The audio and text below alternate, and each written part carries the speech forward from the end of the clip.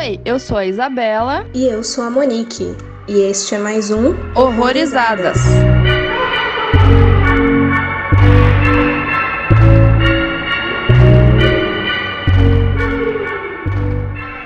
Sejam bem-vindos a mais um episódio aqui no Horrorizadas, e hoje a gente vai falar aí de um filme dos nossos hermanos. É uma coprodução entre Argentina e México, de 2020, chamado El Prófugo, ou O Fugitivo, aqui no Brasil, e a gente também encontra aí nas locadoras alternativas como The Intruder. E para conversar com a gente hoje, tá aqui uma pessoa que eu acho que ela entende bastante aí de alguns temas que a gente vai falar, é a Rafaela Germano, lá do Mulheres no Horror. Seja muito bem-vinda, Rafa. Oi, gente, tudo bem? Eu sou a Rafaela Germano, sou criadora do Mulheres no Horror, um projeto dedicado a debater sobre produções audiovisuais feitas por mulheres, nas mais diversos cargos de produção, então mulheres diretoras, produtoras, roteiristas. Além disso, eu sou formada em cinema e audiovisual pela Universidade Federal do Espírito Santo e sou mestranda de comunicação pela Universidade Federal de Pernambuco. Atualmente eu pesquiso sobre monstruosidade feminina no cinema de horror feito por mulheres e eu sou professora na UFPE em uma disciplina sobre a representação dos monstros no cinema. Profissional gabaritada aí, pode filme com a gente hoje. Legal. E assim, esse filme fala sobre a Inês, que ela trabalha como atriz de dublagem e canta em um coral em Buenos Aires. Após uma experiência traumática durante uma viagem de férias, ela desenvolve um distúrbio de sono e começa a sofrer pesadelos muito vívidos. No trabalho, os microfones de estúdio captam sons estranhos vindo de seu corpo, ameaçando sua carreira e seu canto. Inês fica paranoica, pois tem problemas crescentes em dizer o que é real e o que não é. Ela começa a acreditar que os personagens de seus sonhos estão tentando dominar seu corpo. E, por enquanto, sem spoiler, quais são nossas impressões iniciais aí sobre o filme? Então, eu assisti o filme sem saber nada sobre ele, assim. Eu não li a sinopse antes, eu não procurei nada, né? Eu fui assistir às cegas, porque geralmente eu gosto de assistir filme assim. Quando alguém me sugere um filme, eu falo, nem precisa falar nada, deixa eu ir assistir assim às cegas. Sim. E ele me impressionou muito positivamente, assim. Foi um filme que me prendeu bastante. Então, desde o começo eu já achei ele bem interessante, assim. Acho que é um filme que deixa a gente bem atento desde o início até o fim. Bem apreensivo, assim. Verdade. Eu também não sabia nada dele. A Monique tinha comentado alguma coisa, acho que em algum episódio, porém eu acho que não foi ao ar, né? Você acha que cortou porque você queria fazer surpresa, uma coisa assim. Aí ficou, né, um pouco esquecido, até eu não lembrava muito bem também do que era. E eu gostei também. Eu gosto dessa atriz, Érica Rivas. Eu lembro que eu assisti Relatos Selvagens, que é com ela também. Verdade. E, enfim, gosto dela. Eu também não sabia sobre o que era, mas assim, quando você lê o título, né, fica umas coisas na cabeça. Dá uma pista, mas não revela, realmente. Tem coisas, assim, que eu não sei se foi um problema de narrativa do filme, que eu não consegui captar de primeira, ou se foi um problema meu mesmo, de não ter entendido, não ter pego, sei lá, algum detalhe. Mas, na segunda revisão, que não foi uma revisão detalhada, não peguei pra assistir de novo inteiro, assim, eu fui vendo partes, eu vi umas coisas que eu não tinha reparado, principalmente no final. Aí eu fiquei, caceta, que porra foi aquela? Enfim, gostei. Achei interessante. Eu fico meio na dúvida se eu gostei daquele ator que faz o Alberto, mas enfim, vamos falar mais sobre ele. Mas achei o filme impressionante em alguns aspectos. Eu senti que na revisão algumas coisas mudaram. Não necessariamente que eu não tinha entendido, mas minha cabeça ela abriu mais para outras interpretações. Você comentou do final, meu problema na revisão foi mais do começo. Muita coisa do começo eu não lembrava. E daí eu fiquei, caralho, mas já tinha coisa acontecendo antes. E eu não lembrava disso aí. Então comecei a prestar mais atenção nesses detalhezinhos, assim, que já não estavam mais tão frescos na minha cabeça. Mas eu gostei. Eu lembro que na primeira vez que eu assisti e na segunda também, naquela cena final, eu fiquei simplesmente assim, que porra foi isso, né? O que tá acontecendo? Eu não sei. Sim, o final é muito bom. bom. Você vê os créditos passar e você ainda fica parado, assim. Tem certeza? É só isso? Acabou. Eu não estava muito confiante ali no que estava acontecendo, né? Mas eu gostei bastante, fui surpreendida também. Até onde eu me lembro, eu sabia pouca coisa dele. Mas se eu não me engano, eu já tava com a informação de que ele foi o representante da Argentina na categoria de filme internacional, ou filme em língua estrangeira, eu esqueci qual é a categoria, o nome certo agora, do Oscar desse ano. Mas ele não entrou de fato, né, nos selecionados. Não sei se isso mudou alguma coisa na minha percepção, acho que não. Mas uma informação aleatória jogada aí. E ele foi inspirado em um livro chamado El Mal Menor, do escritor argentino Carlos Eduardo Filling. E eu não encontrei muita coisa sobre ele, mas eu encontrei muito sobre ser uma adaptação muito livremente, assim. Pelo que eu peguei da sinopse, realmente parece que por uma questão de foco também muda bastante do livro pra esse filme. E a diretora, que é a Natália Meta, ela comenta que a ideia central era sobre a possibilidade dos sonhos adentrarem a realidade e permanecerem aqui. E ela usou também muito da experiência prévia dela em estúdio de dublagem, porque som é uma coisa muito constante nesse filme, né? Que aí ela aproveitou pra fazer alguns joguinhos ali que a gente vai vendo. E até o assunto mesmo de focar mais nessa questão do som, né? Que eu acho que o livro não é muito sobre isso. Eu achei, assim, diferente de alguns filmes com uma temática parecida, é muito mais visual. Você não tem que prestar tanta atenção em som, necessariamente, né? Sim. Aí ele tem esse diferencialzinho aí. Mas o som, querendo ou não, é uma coisa muito importante no filme também, né? Uhum. O som e a música. Tem uma cena com música que é bem doida. Sim, e o próprio final do filme tem a ver com música, então o som é uma coisa bem presente, assim, é bem importante. E foi um filme, já começando assim, falando de uma impressão, foi um filme que me deu medo.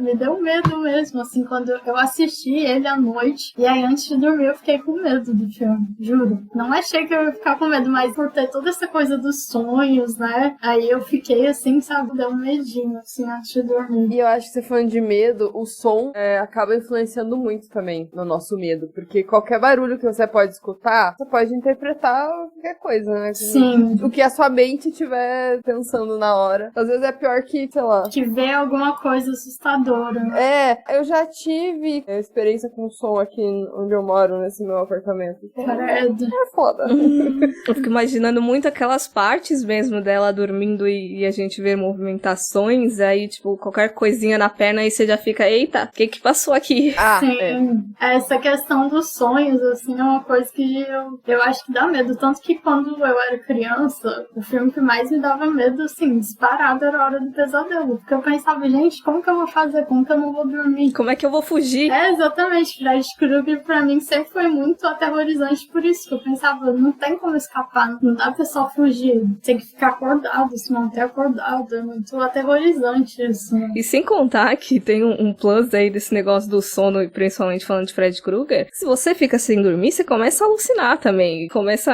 a capotar, porque não dá pra ficar. Sim. E se você não dormir, você uma hora vai morrer. Porque você precisa dormir. Então você tá fudido. Só isso. Exatamente. Nas palavras de Ney Matogrosso, se correr o bicho pega, se correr o bicho come. É verdade. É isso. Aviso: este podcast contém spoilers. Recomendamos que você assista ao filme antes de ouvi-lo. Já que a gente tava falando de sonho, foi uma das coisas que me pegou, não necessariamente do sonho em si, porque eu acho que o filme ele trabalha sobre muitas camadas de realidades artificiais, digamos assim. Porque querendo ou não, assim que o filme começa, eu já fiquei meio com o pé atrás, que eu vi aqueles gritos, aquelas coisas meio esquisitas, eu falei, que vai ser isso aí, sabe? Qual vai ser o tom desse filme?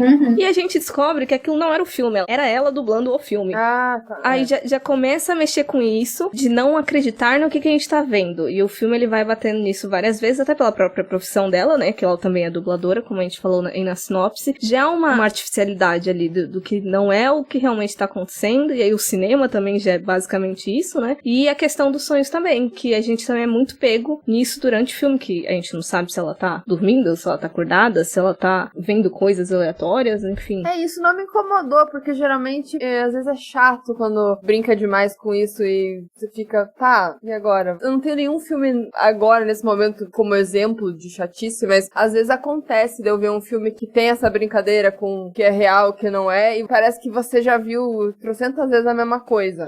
Mas esse não foi o caso. Eu não achei isso, né? É verdade. Tem até aquela coisa de que tem muito filme de terror que faz de tá passando a cena, a gente não sabe se é sonho, se é real, aí o personagem acorda num susto, assim. E aí fica nisso. Isso é chato, mas que às vezes você tá assistindo e aí tá acontecendo a coisa e você tá super imerso. E é só um sonho. Às vezes é a questão da repetição também. Esse filme, ele tem algumas coisas disso que você falou, mas não ficou um treco repetitivo. Sim, e esse filme eu acho que ele realmente mistura isso, sabe? Tem realmente um momento que você só não sabe se é sonho ou se é verdade e que chega um momento que isso já nem importa mais também. Até o fim do filme isso já não é mais relevante, assim. Você já nem fica se preocupando com o que é real ou o que não é. A sua cabeça não se preocupa mais em ficar diferenciando isso, né? Eu fiquei pensando no significado desses sonhos, porque no começo ela sonha que tá conversando com a aeromoça, é que assim, contextualizando, né, ela tá viajando com o namorado, e daí na cena do avião, quando eles estão indo pro local lá, ela sonha que a aeromoça tá falando com ela, e daí a aeromoça sugere matar o namorado dela. Eu esqueci o nome dele, do personagem. Daí eu fiquei pensando nisso, né, nessa brincadeira com o subconsciente de será que ela queria se livrar dele? Será que significava aquilo? Não necessariamente matar, mas não querer mais ele por perto. Ou queria matar, de repente. É Leopoldo o nome do desgraçado. Leopoldo. Ele é insuportável, então é muito provável que ela queria se livrar dele. Sim. Exato. Agora eu não sei o nível da disposição de fazer, né? Exato, mas ela queria. Nossa, mas ele é insuportável, é tudo muito estranho, né? Eu acho legal que o filme começa já com esse ar de estranheza, assim. É um casal sem química também, né? Um negócio... E é tudo muito estranho, ele cantando aquela música pra ela, é muito estranho, é tudo muito estranho. É desconfortável a gente ficar assistindo. Exatamente. Pareceu uma viagem muito desconfortável pra ela, em todos os momentos, né? Inclusive no avião, porque ela não queria tomar a porra do remédio, ficou lá forçando, né? Começou aí. Mas depois ela dentro da caverna, ela não tava de boa ali, ela tava tensa pra caralho. Então, em todos os momentos, né, você via que ela não tava bem. Mas eu fiquei um pouco conflitante ali na cena da morte mesmo. Na real, assim, quando você falou no começo, nas primeiras impressões, que revisar o filme abriu um pouco, né, possibilidades e interpretações. Na primeira vez que eu vi, eu achei que ele era um prófugo e ela tinha se livrado dele de alguma forma, ou pra ela não querer ele por perto, ele tinha sumido. Aí na segunda revisão eu pensei que não, ele realmente existiu e ele morreu e ela ficou traumatizada. Mas eu não sei se também faz muito sentido, porque tem uma cena que eles estão na caverna e eles tiram uma foto juntos e dá pra ver que os dois estão na foto. Então, não sei se isso foi um furo. Aí eu fiquei um pouco pensando sobre isso, o que era. Eu acho que ele existiu sim. O que eu falo que mudou um pouco, que abriu mais interpretações, foi porque eu tinha esquecido muito, eu tinha apagado o Leopoldo na minha cabeça. E daí eu tava tentando interpretar essa figura do prófugo mesmo, assim, de ligar com metáforas e tal. E eu tava lendo muito sobre luto e culpa, né? Só que daí, reassistindo, vendo todo aquele controle do Leopoldo circulando ela e forçando situações e tudo mais, aí eu mudei já mais minha interpretação e focando mais sobre esse controle masculino, dessa dominação, né? Principalmente desse silenciamento, porque eu acho que é uma coisa muito importante de mexer com a voz dela, que a gente tem uma cena que, reassistindo também, pra mim foi uma das melhores do filme, quando ela vai na primeira apresentação e parece que tem uma coisa dominando a voz dela, tem outra pessoa falando. Sim. E eu achei aquela cena muito impactante, assim, de corroborar ainda mais com essa minha segunda leitura ali do controle masculino, sabe? Parece que a morte dele acabou desencadeando esse trauma posterior de se prestar mais atenção nessa constante na vida dela. Não vai tanto pro sobrenatural, né? É mais uma metáfora mesmo. Isso. Eu acho, assim, que essa coisa do controle masculino é realmente muito presente e até tem alguns paralelos. Por exemplo, quando eles vão viajar, ele fica insistindo pra ela tomar o remédio, né? Fica forçando ela. E depois, quando tem essa cena que você falou da apresentação, o maestro também dá remédio pra ela. Então, querendo ou não, ele também tá exercendo algum tipo de controle, assim, né? Ele não tá forçando ela a tomar remédio, mas ele também quer uma cura rápida, assim, né? Quer que ela se recupere rápido e já coloca ela em uma posição inferior à que ela tava, por causa desse problema na voz, e dá remédio pra ela. E eu reparei também nessa revisão de que o filme todo é gente querendo enfiar remédio nessa mulher. Eu tava pensando muito na questão de histeria, até entrando um pouco nesse tropo de mulher doida, digamos assim, dentro do cinema, né? Perdendo as estribeiras, de querer amenizar ou diminuir, de achar que tudo é exagero e tal, e de ficar forçando medicações, internações, enfim, por subestimar a racionalidade dessas mulheres mesmo, de, não, você tá com um probleminha aí, muito ligado ao seu gênero, e vamos te medicar pra você ficar mais palatável pra sociedade. E no caso ali do maestro, é como a Rafaela falou, de resolver um problema ali na hora, não pensando nela tanto, né, mas pensando ali em dar tudo certo ali, né, a apresentação. Mas assim, voltando no Leopoldo, ele morre, né, de uma forma ou outra, mas aí que tá, parece que alguém matou ele, ou parece que ela matou ele, mas não mostra. Não parece um suicídio, na real. Até pela situação, parece confuso pra ser um suicídio, né? Ele tá ali perturbando ela e de repente vou matar. E eu acho que a questão do prófugo, de se ele é um prófugo ou não, eu acho que a diretora deixa isso realmente em aberto.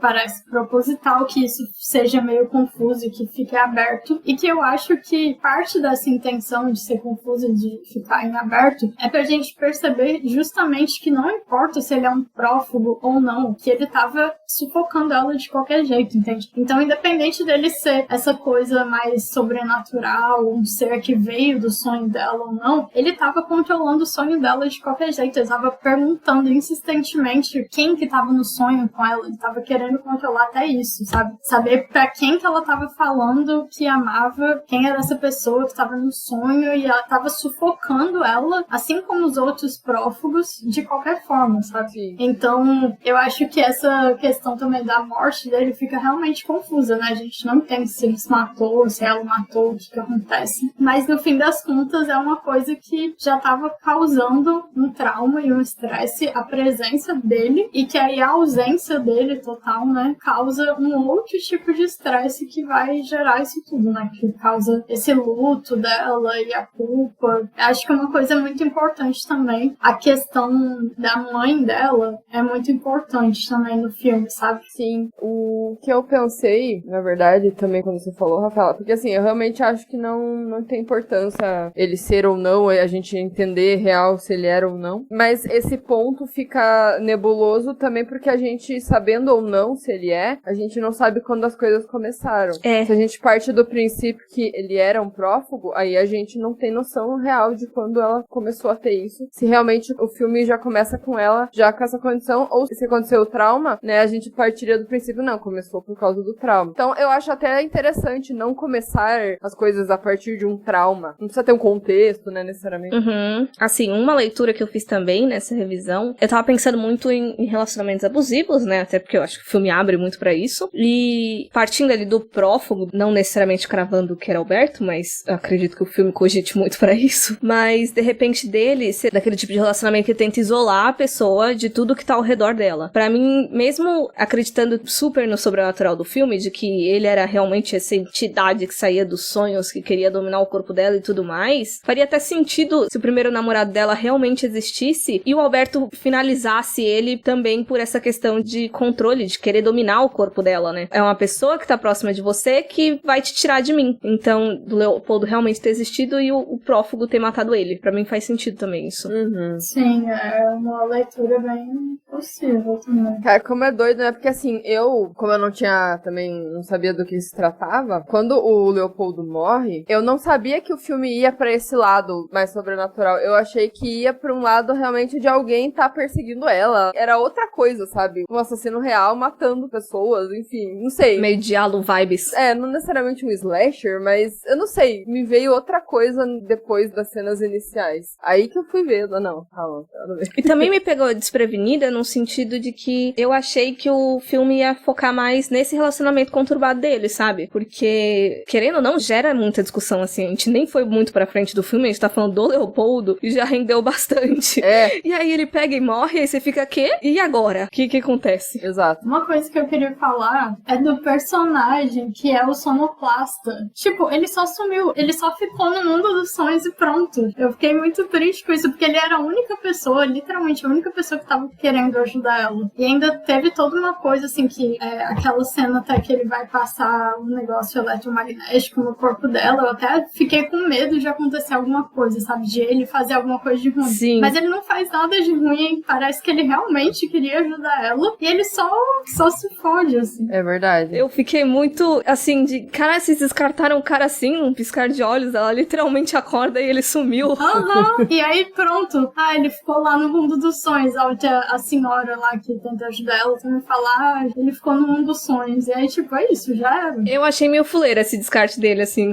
Eu fiquei meio triste pelo personagem. Era um personagem que eu gostei do filme. Eu acho que por ele simplesmente ter sumido, eu não sei explicar, mas ele não fez muito impacto pra mim no filme, sabe? Não sei. Então, é porque eu tava com a esperança, sabe, no filme, tipo, ele vai ajudar, então eu achei que ia ter um desfecho, assim, né, a esperança, né, de que ia, sei lá, conseguir resolver. E aí ele só é descartado e ela que tem essa coisa que eu acho que é a coisa mais impactante pra mim, a coisa mais forte do filme, que é de ela querer o prófugo, né? De ela aceitar isso e desejar isso e tomar pra si. Então acho que é importante que não dê certo, né, essa tentativa de ajuda dele pra que o fim chegue a isso. Mas eu fiquei um pouco triste porque eu fiquei com pena dele, porque ele era a única pessoa que tava querendo ajudar ela.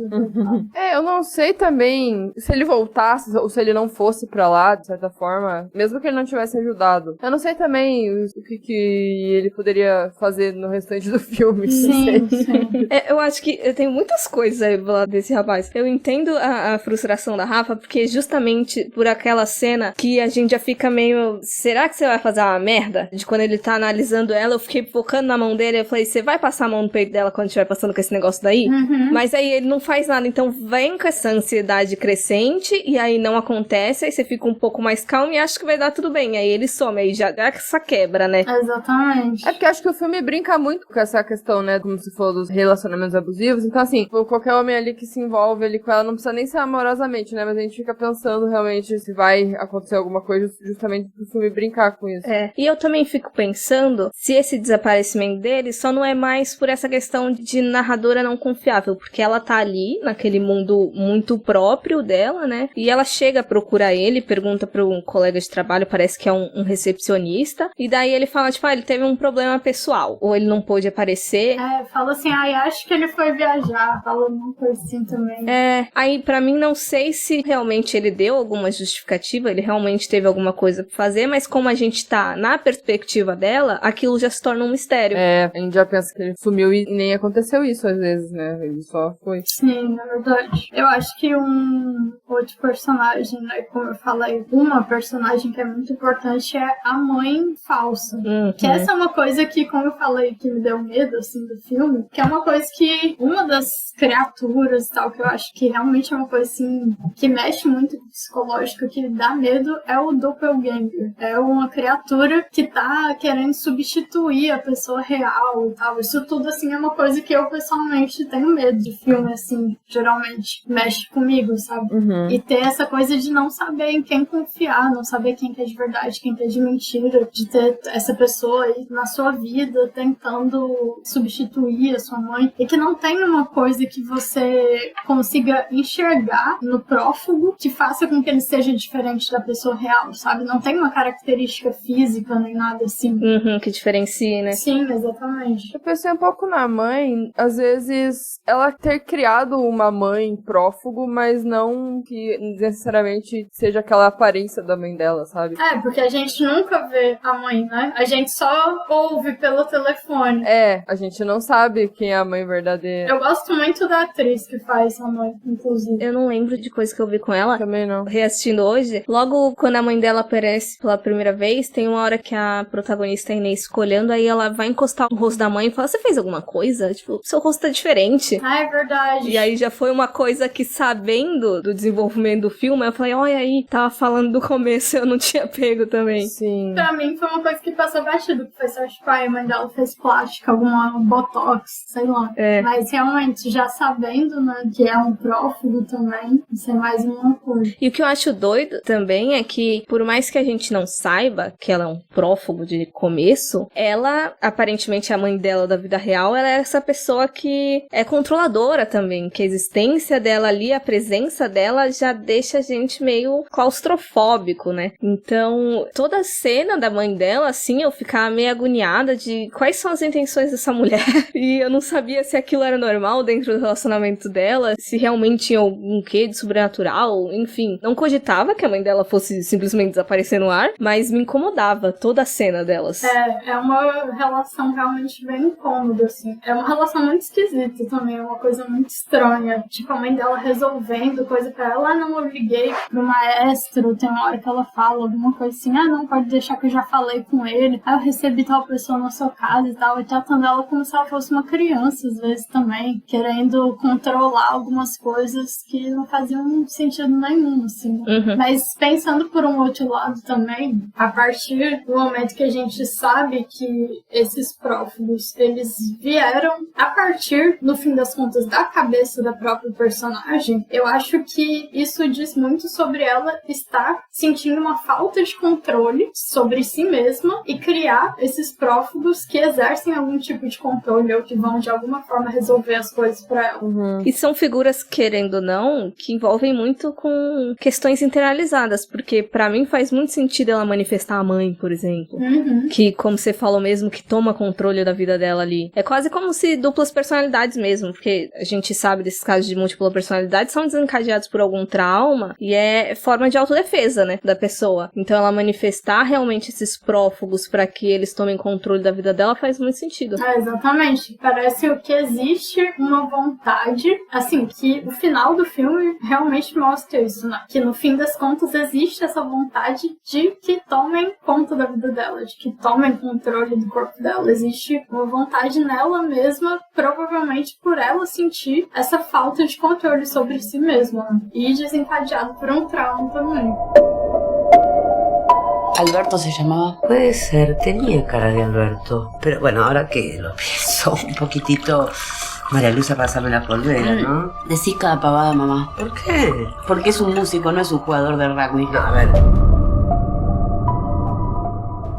Eu tava pensando no que vocês falaram sobre a mãe. Sim, duas coisas. É bem comum a gente ver filme que tem esse relacionamento estranho entre mãe e filha, de controle, e a mãe tá sempre controlando, mesmo que não seja uma coisa tão pro lado tóxico, não queira passar isso, mas é incômodo mesmo, né?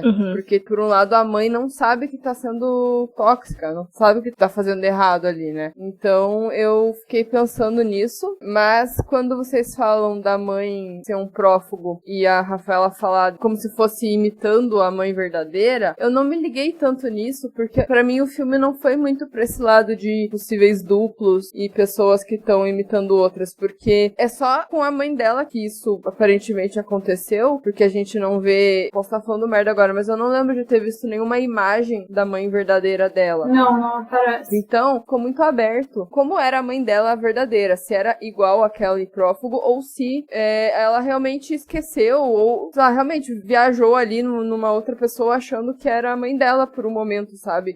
Entrou numa realidade ali que aquela pessoa era a mãe dela e aceitou, sabe? Então esse negócio pra mim de ter imitado a aparência da mãe dela é uma coisa que eu não tinha pensado. Me veio agora com isso que vocês falaram. Então, eu acho que isso fica realmente em aberto, porque, por exemplo, o personagem do Alberto, que é o outro prófugo, a gente também não sabe se ele é a reprodução de uma outra pessoa, se ele é um duplo, entende?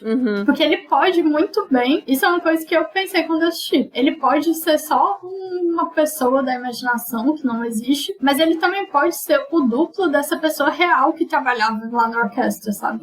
Foi o que eu pensei, pelo menos, que existia realmente alguém que trabalhava lá e que ela, tipo, duplicou essa pessoa, porque até uma coisa, assim, de sonhos, né, que dizem que a gente não consegue sonhar com uma pessoa que a gente gente nunca viu antes. Que até as pessoas, assim, que a gente sonha, mesmo que a gente não conheça, são alguma reprodução de alguém que a gente já conheceu, alguma distorção de alguém. Uhum. Então eu imagino que ele também seja, talvez possa ser essa reprodução de alguma outra pessoa também. E outra coisa que a gente sonha, às vezes, é que conhece a pessoa do sonho, mas não, ela tem um rosto que a gente nunca viu. Eu já sonhei, óbvio, eu imagino que eu já tenha visto, mas pra mim, não. Na minha cabeça, eu nunca via aquela pessoa e no sonho eu conheço ela. Muito estranho. Sabe o que acontece comigo às vezes que eu acho bizarro? O físico é de uma pessoa que eu conheço, mas a minha interação com ela é como se fosse outra pessoa que eu conheço. Aham. Isso também acontece. Eu, às vezes, estou interagindo com uma pessoa, sei lá, minha mãe, por exemplo. Mas fisicamente não é minha mãe. Mas no sonho eu sei que ela é minha mãe. Né? Sim, isso é muito estranho. E isso, então, eu acho que é legal que o filme se aproprie e se utilize dessa lógica dos sonhos, né? Ou não lógica dos sonhos. Uhum. Isso é muito legal também. Eu acho interessante tudo isso porque eu fiquei reparando muito, reassistindo, se tinha alguma interação do Alberto com outras pessoas que podiam conhecer ele. E não tem. Não tem. Basicamente, todas as cenas ou é só eles dois isolados, ou é com a mãe, que também é um prófugo. Então... A única interação com ele é o som, os barulhos que ele faz lá no meio dos ensaios, mas a gente não sabe a cara dele, né? Nunca aparece que é ele. Então pode ser muito bem o que a Rafaela falou, pode ser outra pessoa que trabalha ali, e quando ela vai interagir com essa pessoa, já não é mais, é o Alberto ou realmente um duplo do cara que trabalha lá. Uhum. A única cena que ele meio que aparece é naquela festa. Sim, mas ele só interage com ela também. Sim, e fica desaparecendo também toda hora, e ela vê o namorado dela morto também que fica aparecendo, então assim, não dá pra confiar. E nessa cena toca Ney Matogrosso. Que inclusive ficou me martelando uma outra leitura doida do filme, que é a questão de disforia, porque eu já tenho pensado muito nessa questão de como às vezes as pessoas produzem filmes, narrativas, enfim, que acabam tendo um subtexto queer, às vezes mesmo sem querer. Eu fiquei pensando muito nisso no Titânia. Nossa, mas o Titânia é 100% queer, pra mim, pelo menos. 1000%.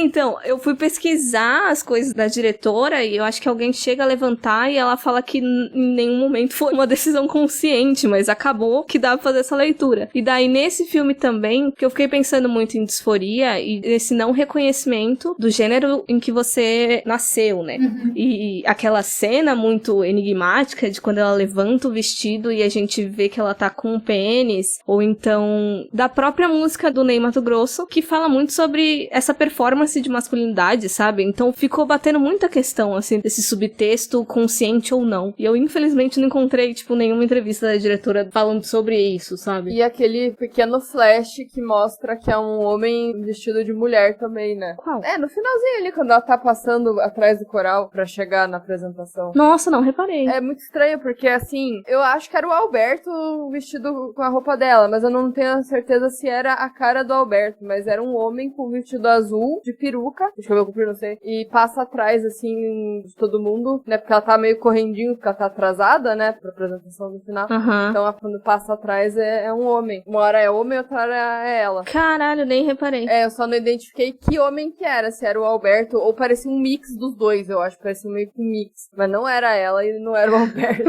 Isso foi muito estranho. Né? E é muito legal, porque é bizarro, assim, mas no fim das contas, deixa muito interessante o filme, e isso já ela aceitar e tomar isso pra si, sabe? Essa personalidade que é masculina também, esse prófugo masculino. Eu acho que também a gente pode fazer uma leitura de que talvez ela não esteja mais sendo controlada por essa masculinidade tóxica que tá ao redor dela, mas a partir do momento que ela toma isso pra ela mesma, ela adquire o controle sobre isso, entende? Uhum. Então, quando ela coloca pra dentro dela mesma, não é uma coisa de fora que tá tentando controlar, mas ela pega e absorve isso de alguma forma, isso faz com que ela tome o poder pra si também. Sim, sim, sim. E nossa, o impacto que eu senti quando ela começa a cantar e do nada ela vira e a voz do Alberto, eu fiquei, eita. Sim, e o olho, né? O olho já tinha cor também. O olho azul. É. Então, falando do final, eu achei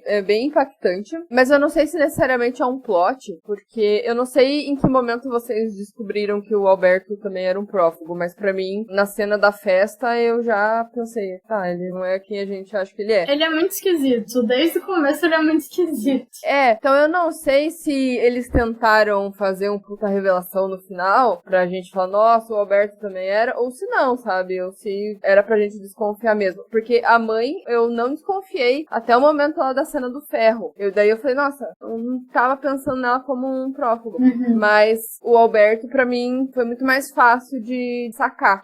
Eu acho que eu fiquei mais impactada com a fusão, não necessariamente com o fato dele ser um prófugo, que realmente tem alguns... Pronto, não imaginava que ele era um prófugo, né, com esse termo, com as características específicas, mas na cena da festa lá, do Ney em Mato Grosso, foi esse homem não existe. Não faz sentido ele tá ali. Sim, ele tava totalmente deslocado, assim. O filme coloca ele nessa posição. Ele é muito esquisito desde o começo, assim, ele tá deslocado disso. E também ele faz parte da orquestra ali do coral, mas não faz. Ele tem uma posição de espectador também, de estar vendo a coisa de cima, de longe, as mulheres se apresentando e tal. Então ele participa de uma forma, mas ele não é um participante ativo também. Ele tá deslocado, né? Sim. A Isa falou de não necessariamente ser um slasher no início, quando a gente tava falando das primeiras impressões, mas me veio essa coisa de, a pessoa que a gente não desconfia, que ninguém olha, aquela pessoa invisível no meio da multidão, sabe? Sim, eu tava pensando num negócio aqui sobre os prófugos em si, porque assim, a mãe não necessariamente precisava ter alguma característica muito marcante,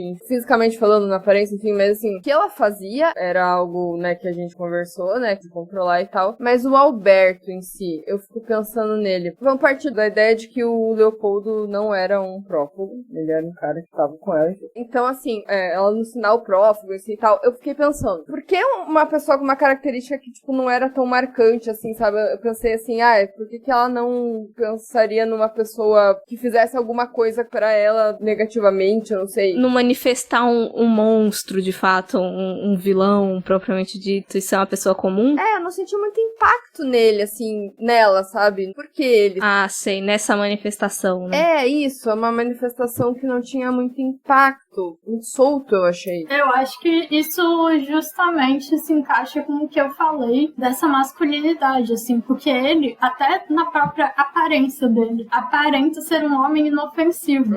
Ele é um homem diferente do homem que ela se relacionou anteriormente. Eu pensei nisso como o Leopoldo sendo uma pessoa que existiu, né? Por isso que me veio esse oposto na hora que apareceu pra ela esse cara, o Alberto. Então, eu acho que tem muito a ver com essa coisa do controle masculino sobre ela, que depois ela assume pra si, assim, né? Ela consegue recuperar um pouco desse controle sobre si mesma a partir dessa fusão com o masculino também, sabe? Sabe por onde me justifica, Isa, da sua dúvida dessa manifestação dele? Naquele diálogo que ela tem com a mãe prófugo dela, que a mãe fala que, não, porque ele tem um jeitinho, porque ele usou uma palavra, porque ele é muito educado. Dele ser esse homem justamente, que nem a Rafa falou, de quebra de masculinidade esperada. De justamente pra antítese do Leopoldo, basicamente. De não ser aquele homem másculo e até que não pareça intimidador. Sim, inclusive esse ator que faz o Alberto, eu não sei se ele é uma pessoa queer ou não, mas foi ele que foi o personagem principal daquele filme 120 Batimentos por Minuto. Só conheço de nome, mas eu não sei sobre o filme. É muito bom esse filme. Eu não conhecia. Eu lembrei dele por causa desse filme. Então, é muito mais realmente isso, dela transferir alguma coisa e ver realmente uma pessoa que de alguma forma fez alguma coisa, ou não fez, né, mas que ela esperasse que fizesse, né, enfim, acho que é mais isso mesmo, refletir alguma expectativa, né, talvez seja mais isso mesmo. Mas sabe uma coisa que me deixa muito assustada também? Que não necessariamente que o filme seja focado nisso, tem muitas outras questões aí, mas Mas é essa coisa de falta do controle do corpo, mas da gente mesmo tá fazendo isso. Que nem naquela hora que eu falei que começa a sair uns sons estranhos que parece que não é ela que tá falando. Sim. E eu fiquei lembrando de síndromes como o Tourette, que o pessoal fala, ou tem tique, né? De coisas que ele não querem. Ou então daquela síndrome da mão estranha, que fica mexendo sozinha. Inclusive esse filme, o El Prófugo, me trouxe memórias de guerra. Naquela cena que ela vai no Torrino, eu acho, e ele enfia a câmera no nariz dela, porque eu fiz esse exame com uma certa frequência. Isa já ouviu, acho, essa história do tempo que eu fiquei sem voz, que eu fiquei 6 fatídicos meses lá, e aí eu fiz muito daqueles exames, e pra mim era agonizante, não só o exame em si, mas o médico fazer e falar, não tem nada. Tipo, o que tá acontecendo, sabe? Eu esperava que ele fosse enfiar a câmera no meu nariz e ver um monstro lá segurando minhas cordas vocais e falar, ó, isso daqui tá te impedindo de você falar. Mas não era. E aí fiquei fazendo um monte de coisa, enfim, era uma coisa fora do meu controle que meu corpo não tava performando como eu queria, então isso foi muito assustador pra mim. Cara, sim, e é assustador ainda mais você tá sentindo que tem coisas erradas e a pessoa não, o médico falar que não tem nada de errado, então... Nossa, sim, exatamente. E sem contar que o exame é muito agonizante, aquele troço no seu nariz mexendo, é horrível. Nada deveria entrar pelo nariz, é estranho. Só exame de Covid, pronto. Uma coisa que a gente já falou por alto, mas o final, assim, pra mim o que eu acho que me impactou muito do final é porque a gente não faz a mínima ideia se aquilo tá acontecendo de verdade ou se era puros devaneios. É verdade. Eu acho que é devaneio. Eu entendi como um devaneio, porque eu, na minha cabeça, achei que foi assim, ela quis entrar pro mundo do sonho. Ela absorveu isso pra si, e aquilo que aconteceu e aquela performance dela tá no sonho, que agora, na verdade, é a realidade, não mais o sonho. Tornou-se a nova realidade dela. Porque a reação das pessoas que estavam ali deveria ser mais, tipo, o que essa louca tá fazendo, entendeu? E não, elas estavam muito naturais, elas estavam ali junto, por isso que realmente parece que ela não acordou no mundo real. É isso, pra mim aquilo aconteceu já nesse outro mundo dela. Daí ela meio que se misturou, né? Exatamente, ela abraça o prófugo e aí ela vai pro mundo dos prófugos, digamos assim, né? E não são mais eles que estão invadindo o mundo dela, mas ela vive e aceita e quer viver nesse mundo deles, que é esse mundo da fantasia dela, que justamente ela consegue fazer a coisa que ela não estava conseguindo fazer, que é performar, que é cantar. É o objetivo deles, né? Que a senhora ela falou, que eles entram pelo sonho e pegam as pessoas, e meio que ela conseguiu fazer com ela. Eu só pensei que ela iria lutar mais para não ir, sabe? Eu não estava esperando que ela quisesse ir. Isso que é a grande coisa, assim, a grande sacada do final. Sim. Eu fiquei pensando de ela tá alucinando no mundo real e que as coisas que a gente tava vendo realmente era alucinação, porque as pessoas ali estavam se comportando de maneiras muito esquisitas, mas eu sinto que eu quase tava esperando que de repente tivesse um milissegundo de mostrar como tava o mundo real, sabe? Dela tá completamente assim, estirada no chão, fazendo coisas bizarras e todo mundo parado olhando assim pra cara dela. Mas pra mim aquilo tudo é definitivamente coisa da cabeça dela, só não sei se ela definitivamente entrou no mundo dos sonhos ou se a gente só tava vendo um sonho dela, enfim, não sei se faz muita diferença no final das contas. Ou se o prófugo ajudou ela a performar bem e a gente não tá vendo a reação real das pessoas ali. E ela não está no mundo dos sonhos, está no mundo dela mesmo, mas fazendo aquelas coisas e as pessoas olhando com cara de o que essa louca tá fazendo, mas a gente não tá vendo isso, a gente tá vendo da perspectiva dela. Mas daí ficaria conflituoso, porque a gente tá vendo ela misturada com o Alberto e a gente tá vendo as pessoas agindo como se tivesse tudo normal. Aí parece duas realidades conflitantes na mesma cena. Aí é confuso. Pra mim faz até mais sentido depois que a Rafaela falou, porque eu nem tinha cogitado ela aí de vez pro mundo dos sonhos, porque tem essa coisa, voltando na palavra meio que incômoda, porque por mais que a gente esteja vendo tudo aquilo sendo exposto, definitivamente não parece real. Então você fica, como assim?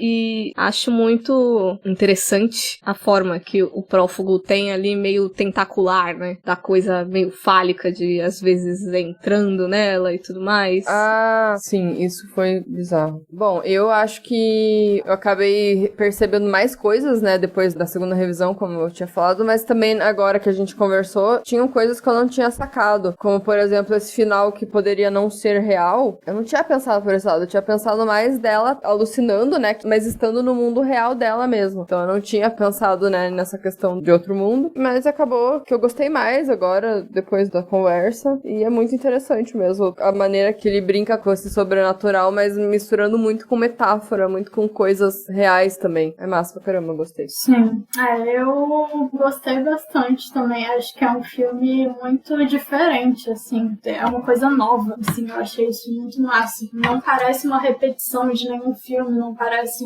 cópia de nenhum filme. Parece uma coisa realmente diferente. Eu achei isso muito legal, assim. É muito massa ver esse cinema feito também na América Latina, né, por mulheres, que é um cinema muito rico de horror. E eu acho que é um filme que ele realmente fica na cabeça, sabe? Eu gosto muito de quando um filme tem esse impacto em mim, sabe?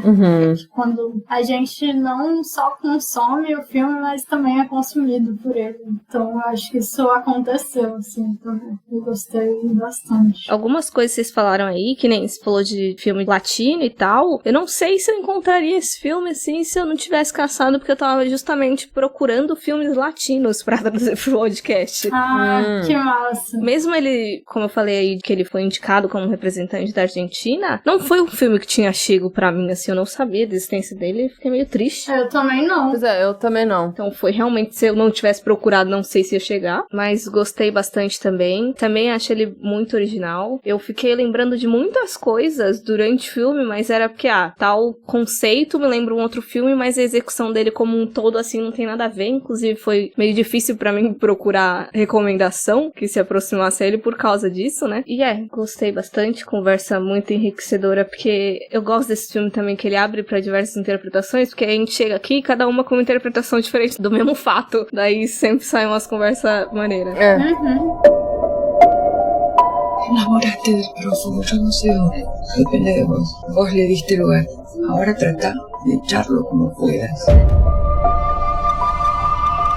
Indo para as recomendações, então, né? Já que eu falei disso aí, queria saber, para caso a galera queira fazer umas casadinhas aí, umas maratonas de coisa esquisita, o que vocês recomendam aí para quem assistiu ou vai assistir É o Prófugo? Então, a minha recomendação é o filme Lucky, do ano passado, de 2021, dirigido pela Natasha Kermani. Ele é um filme que não necessariamente, assim, a narrativa seja muito parecida, né, com É o Prófugo, mas ele brinca muito com essa coisa da realidade, de não saber o que está acontecendo de verdade, o que é mentira, o que é coisa da cabeça da personagem, o que realmente está acontecendo. E tem muito uma questão também, que a gente conversou aqui, sobre histeria, sobre um descrédito, né, da mulher por causa do gênero, né? E o Luke tem muito disso também, que a mulher tá falando a coisa pros outros e ninguém acredita, assim, e a gente não sabe se as coisas estão acontecendo na cabeça dela, se não estão. E é um filme que eu gostei bastante. Me surpreendeu também positivamente. Lucky, dias pra pensar e ficar pensando nele depois também.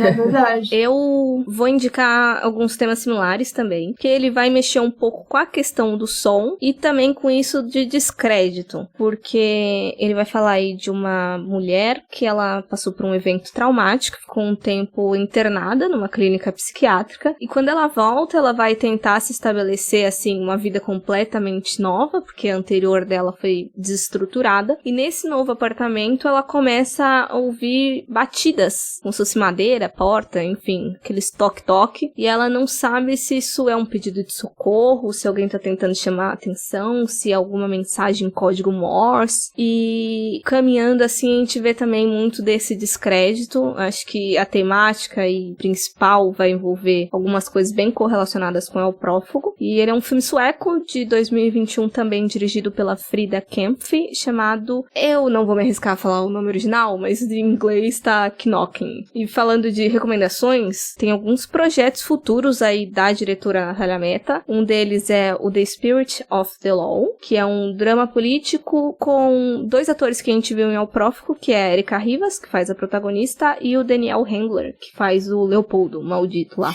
E ele vai falar aí de uma congressista que ela luta para aprovar uma lei a favor dos direitos direito das mulheres e acaba sendo acusada de assédio sexual. Eu não vi muitas coisas sobre quando esse filme vai sair, não sei se já entrou em produção, mas ela também comenta sobre uma série sobre uma família judia ortodoxa ambientada no mundo das altas finanças. Pelo que me parece, não sei se ela vai ficar indo muito pro terror, não me parece que é uma área de interesse, assim. Inclusive, foi até uma coisa que eu esqueci de falar do contexto do início, que esse filme, o El Prófugo, veio porque alguém recomendou o livro pra ela quando ela tava na pós-produção do filme anterior, em toda a questão da dublagem, se eu não me engano ela tem um estúdio também, focado pra essa parte de áudio, e daí meio que ela acabou casando uma coisa com a outra, mas não me parece que o terror é uma área de interesse, infelizmente. Eu li muito esse filme como um terror, mas eu acredito que tenham pessoas que vão pensar se realmente é terror ou não, vai poder ficar um pouco na dúvida, mas eu acho que você já mexendo com algo que pode ou não ser sobrenatural, algo que mexe com a cabeça da personagem ali, da protagonista, então pra mim já entra como terror. Eu acredito que não os nossos ouvintes, né, mas tem muita gente que, terror não dá susto, então não é terror, enfim, esse tipo de coisa. Não sei, né, vamos ver. Talvez não classifique. Eu até acho interessante ser levantado isso, porque tem alguns lugares que eu encontrei ele que não tava sendo classificado como terror mesmo. Falei, como não? Como assim? Lógico que é. Entra sim, pô. Mas vocês estavam falando do Leopoldo, dele ser maldito. Se a gente odiou ele é porque o ator mandou bem, então vamos assistir o outro filme lá que vai ter ele.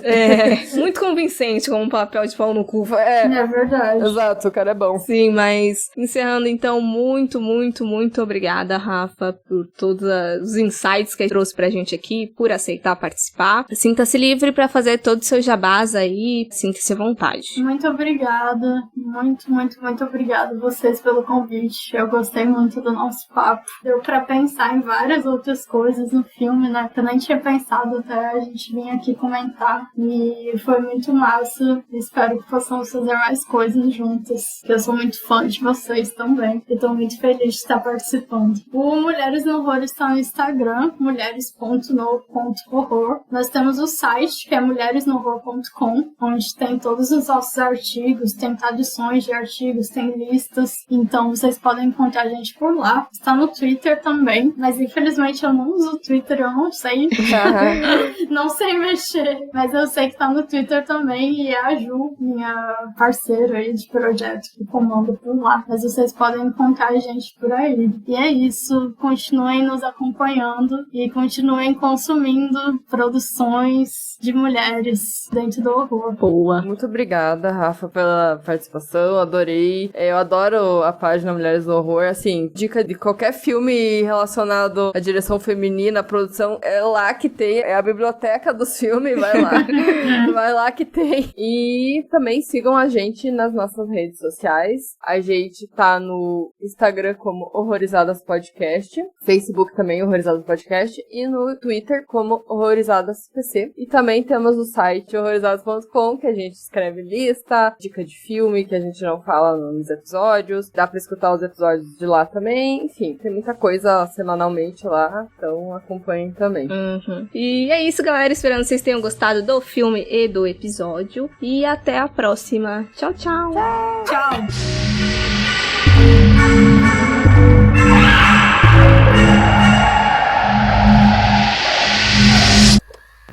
Livro chamado Eita, pega. Eu ia falar, ela sonha que tá dormindo, claro. E até a próxima. Tchau, tchau. Gente, meu lanche chegou exatamente agora. Socorro. Olha que bonito.